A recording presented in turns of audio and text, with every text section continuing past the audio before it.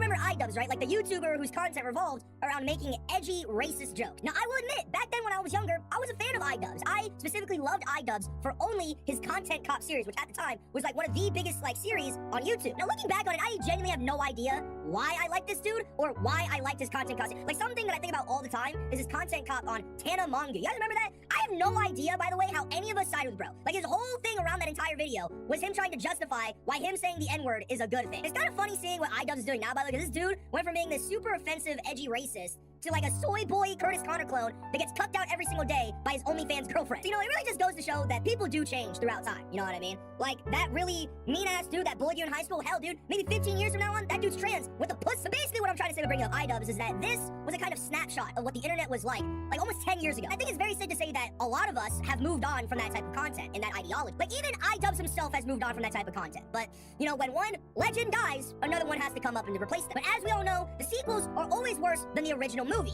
And that's the case with this dude called Chud the Builder. Now look, I'm not a news channel, so if you want to hear really in-depth things about this dude, you can go do and watch that on a bunch of other videos, okay? I'm not here to do this. Basically, this dude Chud the Builder is essentially, to the T, a genuine iDubbbz clone. His whole content essentially revolves around him going live on Kick, because, you know, it's Kick, why, of course it would be Kick, and walking up to random black people that he doesn't know and has never met in his entire life, and just calling them the N-word. I'm not going to show you these clips, because I can't, because I'm literally going to get demonetized if I do that. So if you want to go see these clips, you can literally find them on any social media platform. Instagram, TikTok, Twitter, obviously. You can find these. It's really weird. And when he calls these random innocent black people racial slurs, and they, rightfully so, get mad and aggravated at him, he resorts by pulling out a gun and threatening to shoot them if they come close. Genuine pussy behavior. And then as these innocent people are rightfully getting mad at him for calling them racial slurs, he starts saying that they're chimping out. Which, by the way, makes zero sense to me, right? Like, let's just remove the racial slur from this conversation, right? If a random person were to come up to a random man and just call them a bunch of insulting names, I feel like a majority of those men would want to fight and beat the shit out of me. I really don't understand how it's chimping at, like, this is just a normal reaction to everybody. Like, a lot of people react this way. Obviously, this dude's a very weird, racist person, right?